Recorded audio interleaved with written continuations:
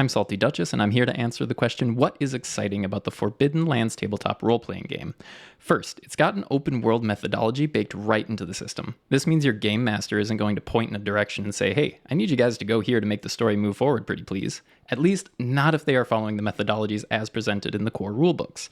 Instead, your characters are going to be on this map somewhere and you'll just go, picking your preferred path, pursuing some rumor, request, or a random whim. It gives your game master the tools and methodologies to handle and respond to this player agency, and you get to, well, exercise that agency, which is exciting.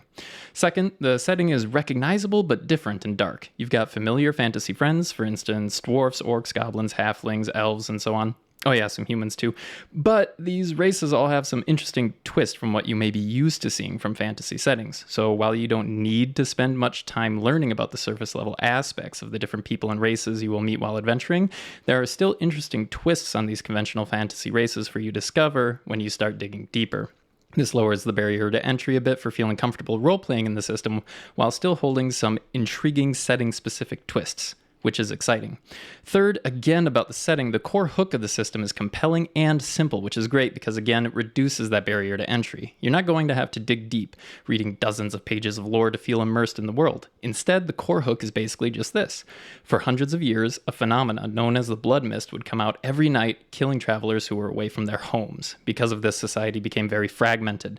People could only travel a half day away from their homes, or else they would risk dying in the blood mist before they could get back to their homes for the evening. Except for these religious zealot dudes, the Rust brothers, who were kind of just too fanatical and unhinged to die in the blood mist. But now, mysteriously, the blood mist has lifted and people can get on out there again and lose limbs in the name of glory and money. Mostly money, if we're being honest, though. And this is such a perfect hook for a fantasy adventure game. Why? It perfectly explains why there would be abandoned castles and ruins to plunder. Of course, no one else has plundered them yet. The blood mist has only just recently been lifted.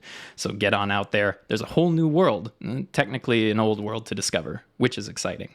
Now, I'm mostly interested in being a hype man here, but let me be a downer for a second. Everyone has their preferences, but when I mention the setting is dark, I really mean it. There's a ton of interracial tension, as well as just blatant racism, slavery, and other dark themes to the setting.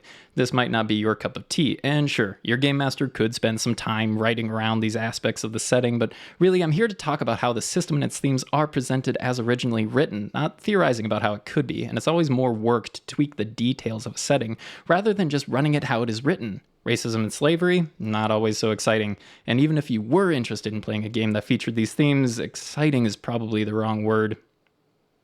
Yeah, I'm moving on now. Fourth, you are not some supercharged, divinely juiced, magically maxed borderline superhero in this setting. You're just a person. Definitely skilled and talented in certain areas. An adventurer, to be sure.